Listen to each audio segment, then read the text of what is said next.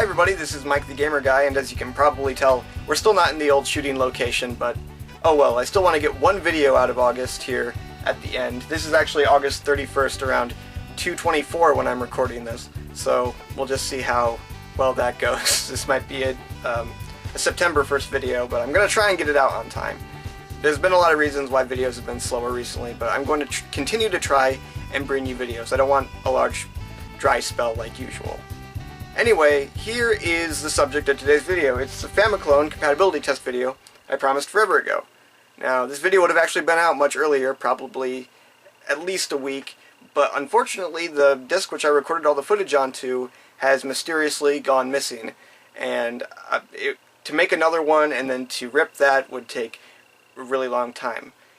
But I'm sort of going to try and make lemonade out of the lemons of losing that disc, because this Famicom is called the 8-bit HD, which, as the name implies, it can output through HDMI, and composite as well, actually, as you can see back there. So the way it handles HDMI is pretty interesting, and it has some strange properties to it, so why not show that off? And since my DVD player can't do that anyway, I will be sticking the camera at the screen, but hopefully it's a fair trade-off. Just some other brief facts about this Famicom is that it actually has wireless controllers, which are really chunky and awful, and have tremendous amounts of lag. Like at least a second or two of lag. It's absolutely insane. You would never want to play any games that way. It's got this eject slider, which I believe is the same as the original Famicom, but it doesn't work whatsoever, which I don't know how well the original Famicom's ejection slider works, but it's absolutely awful on here. It does have this kind of tray thing. That's nice. Nice feature. The HD is also cool just on its own. It's kind of neat, even though it doesn't work perfectly, as we'll see. It's got this area where it would probably see family computer, but it doesn't say anything. Ports for NES controllers, which is essential. NES and AV Famicom controllers, I guess. And it comes pre-built, or 100 games come pre-built in, and they're all like simple, nice code stuff that you'd find like on a Dream Gear controller or whatever. Pretty awful stuff, and I guess we'll talk about that at some point. Maybe next month or something. It depends. Let's just get right into taking a look at how well this thing plays games, shall we?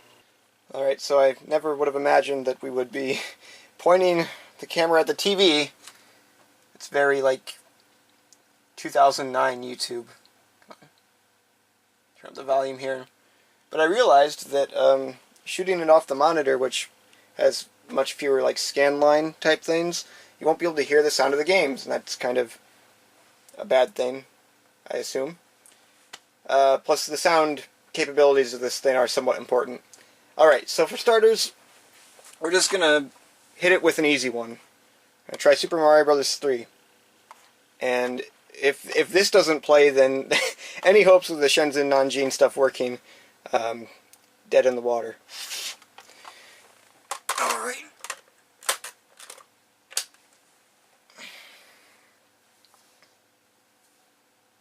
Oh, wait. Wow. Should probably have it on the HDMI.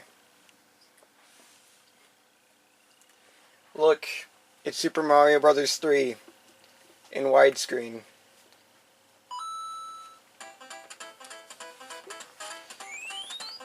And there you have it. It works quite well, actually.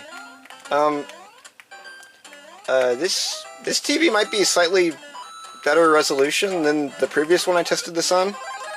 Actually, it might be a little too loud now. Great. Because there is actually a bit of lag introduced here that I didn't recognize before, but it still ages better than the wireless controller. Actually, I want to show you that real quick. Carefully remove it. Okay.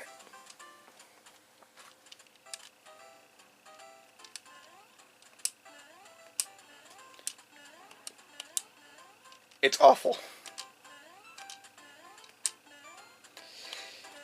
I'm yeah. I couldn't see myself playing any sort of game this way. Though now that I'm doing it on camera, it does seem to be working better than previously. Oh wow. But anything with like twitch reflexes that are like absolutely necessarily necessary, it's not going to happen. Alright, next game. Alright, next up I'm going to throw a multi-cart at it. This is a Super Game 7-in-1 cart. It actually came with the Famicom, and it features, well, I guess we'll just see when we turn it on, won't we?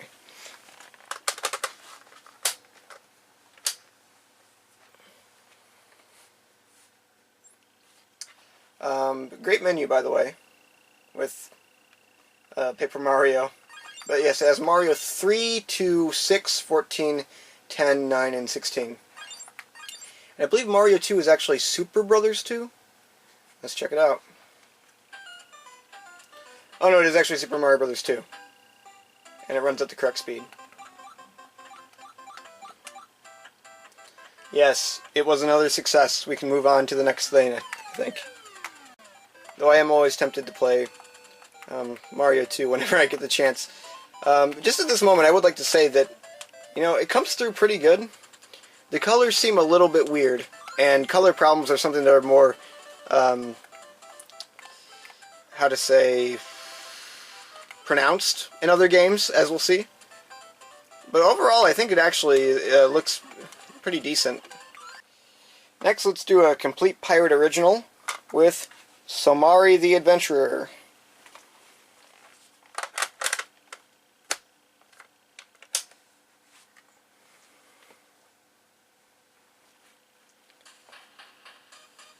It's worth noting at this point that all the games that we've tried so far also worked on the Famicom. So, I mean, that's a good sign there. Also, I don't know if you can really see it because I think the monitor of my computer is blocking it a bit, but I just realized Mario kind of looks like he's blushing in the bottom left-hand corner, and I died. Let's play a little bit again. Yes, it works quite well. Same old Somari with death pits like that. Let's take a look if this 198-in-1 cartridge will work on it. Oh, that wasn't a good sound. Oh, well, there's something. Wait, what? What is this? Is this not the game that I put in there? Contra 30S? What?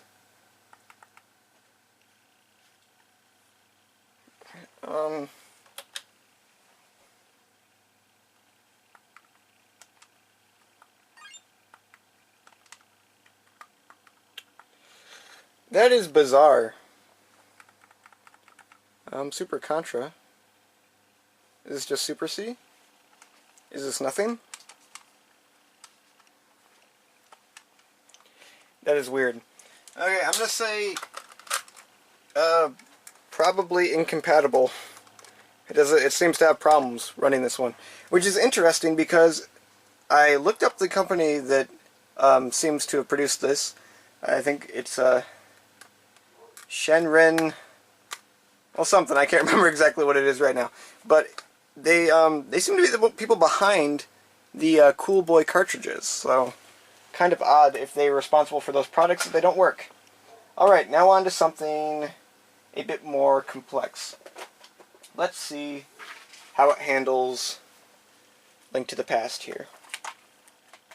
I know the answer to this because I've already tested this, and it's sort of humorous.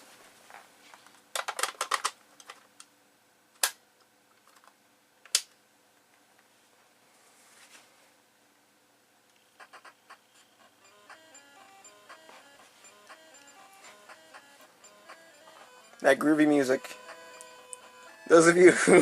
This is honestly the funniest thing to me. Those of you who hated the original music for this game, I'd like to know what you think of this this remix. I think it brings a lot to the table acoustically. Yeah, but the game itself, well, I can't even say the game itself runs fine, because through HDMI, some of those color problems I mentioned earlier, yeah, They're really bad here. The gray objects, particularly, they like turned completely black. I don't know why. And this isn't the only game this happens in. We'll check that out in a bit. But yeah, the music is now legitimately terrible. And in addition to that, a lot of the colors look bad. Like up here. But the music is pretty funny. So there's that. This is not a machine to play your copies of Link to the Past on, is my point. Next game. How about one of my favorite bootleg games of all time? It's Super Mario World. Let's give it a go.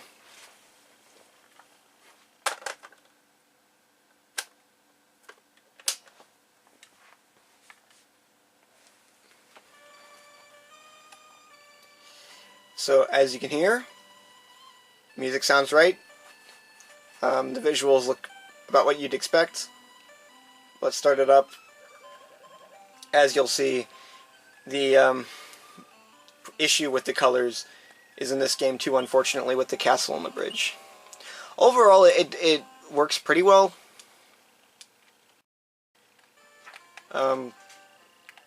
This mostly gets a pass from me. And it's very bright. And actually, I feel like Mario looks better. If I recall, there's some weirdness. Actually, we'll get a mushroom first before I go any farther with that statement. Yeah, I mean, there is some weirdness at his neck. The colors kind of shift. But I still think it looks better than on actual hardware, actually. And, yeah. If the colors don't bother you too much, this is a, fine enough way to play this game. But now for what you all actually came here for. How does it play the Shenzhen non-Gene games that I was having a problem with? Well, first, let's check how it does with Chrono Trigger, which actually worked on the Famicom. And let this sort of set the stage for the rest of our look.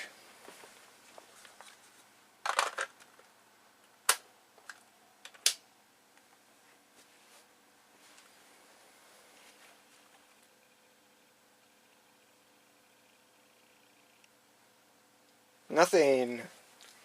Try it again.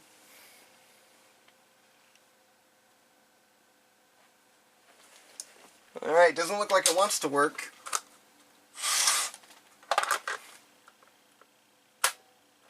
Try one more time.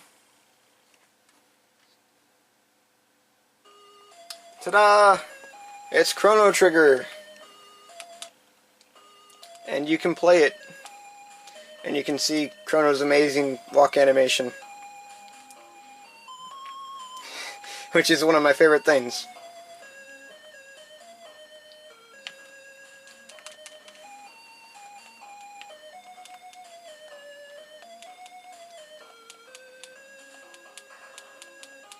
So yeah, it plays it fine, and is I think that's a Pokemon Center. And as far as I can tell, this game doesn't suffer any color problems. At least I haven't run into any. So this is a fine way to play it as far as I can tell. But this one always worked on the Famicom, so it doesn't matter that much. Let's try one of the ones that didn't. Final Fantasy VII. It's one of the biggest games, for this channel. It's got to work.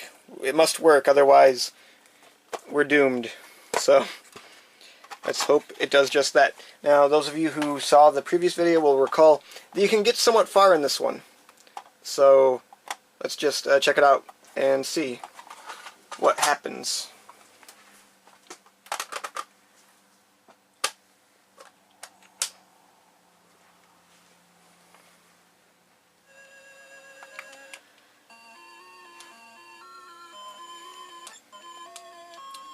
There's all our characters. One's name is Cloud. I've never played the original Final Fantasy VII, so don't know what the other guy's name is. Barrett, I think, maybe? That name might be wrong. That's just like a cultural osmosis sort of thing. I think it's Barrett, or something like that. I'm probably going to jump cut here or something to if it crashes or if it doesn't. Because these battles go on forever. Alright, so we're nearing the end of the second battle, which is usually when this game decides to hang up. So we'll play this out, and we'll see if it does or not. And then that's how we'll sort of judge if this game indeed works on this hardware. But who knows how long that could take. This game's very slow. You'll hear about it in my review whenever Patreon decides to vote that one to happen. Should mention, voting for the next video, which will not be recorded like this, but in fact on a DVD, will be up after I post this. Okay, let's see. Can we go through this doorway, or will it teleport us to some random location? This seems right. Hey, look! We can progress the story! Hooray! Final Fantasy VII is a success! I knew about this already, because I had already done this. But the bigger question is, does Final Fantasy IV work? That one, of course, you couldn't even get into any battles at all. This might just be a total coincidence, so let's shut this one off and take a look at Final Fantasy IV, the Shenzhen Nanjing version. Here it is. Let's take a look.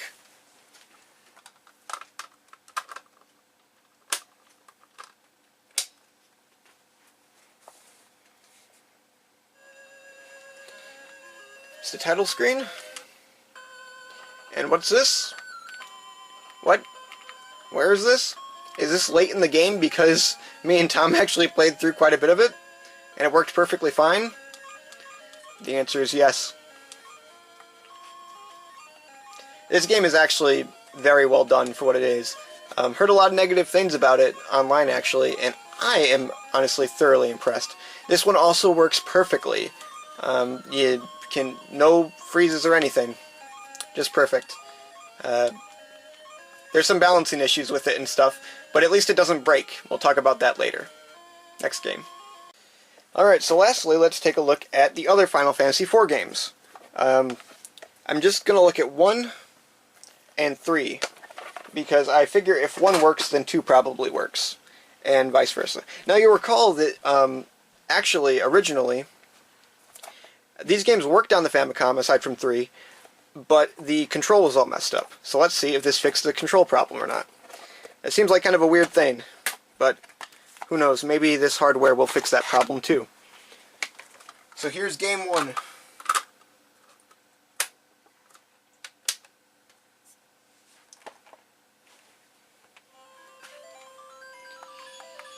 Here we go. As you can see, does appear to be working. I think it takes a while to get into an actual battle, so we might jump cut here. Okay, so let's get into a fight now, so I can show you if the controls work. So here's a fight. And could you imagine that the controls work perfectly and don't bounce around everywhere? It's great. And moreover, I think that the graphics actually are slightly better. If I recall last time I played this, there was weird like outlines around some of the enemies. Not the case here. So yes, it works perfectly. This system is kind of the savior of the channel to some regards. Let's take a look at part 3 though and see if it works. Alright, here we have part 3. The third part of the trilogy. Put it in here.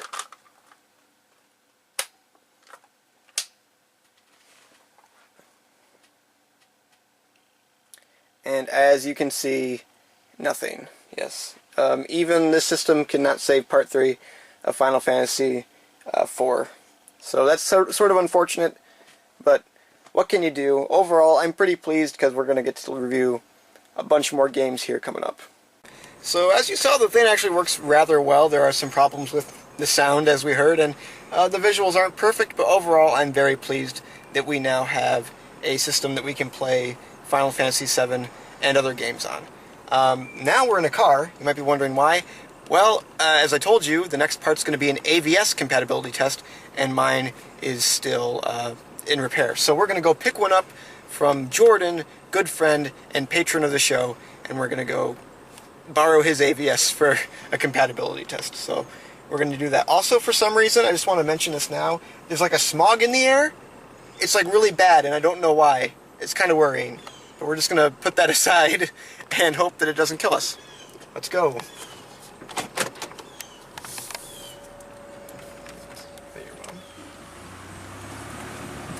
Alright, so we're approaching Jordan now. In addition to being a patron of the show, as part of that, I made an obligation that I would give him a high five once a month. And I believe I'm late on that pledge, so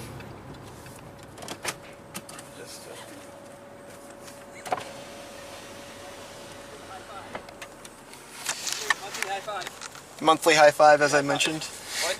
This is a requirement of our agreement. Here's the high five. It's almost at the end of the month, but The very last day. last day. Was it worth it? Was it worth the $1? Oh, 100% worth it. I will continue supporting $1 a month for that high five. Very crisp. That isn't open up to anybody else. Only me. I'm special. Here's the ABS. Oh, it's cool. And then here's the. I didn't know if it needed an HDMI cable or not for it. No, that should be No. fine. I was saying, if anything, I've got a crap ton of it in my room, so Sure. you want to kind of go grab it. So. Yeah, I think it's fine. Hooray! We can do that now. Hooray! News update. I'm getting a hold of a Famicom Pokemon Yellow email. Okay. I've got my sights on a source that can hook me up. A special source. A special source. So maybe you and Tom could get on the process of that. That'd be fun. It's a good game. I've played it before. Okay. We must leave Jordan now. Okay. Goodbye. Have fun on your adventures with the AVS. Yes. In AVS land. Many adventures to be had. Yeah, whenever you're done, just let me know and just bring it back whenever then. All right. Yeah, I'm definitely in no hurry to get it back at the moment anyways. Bye, Jordan. Yeah. Bye. He fell for it. He's never getting this back. This is mine now forever. Jordan memorabilia. Do you know how much that stuff goes for on the black market? It's insane. This is a little treasure right here. I hope it works. With my luck, I'll end up accidentally breaking out the power supply on this too. That was a flaw in the original AVS design, if you're wondering. Alright, another success. Forgot to ask Jordan about the smog, maybe he knew about that. Goodbye.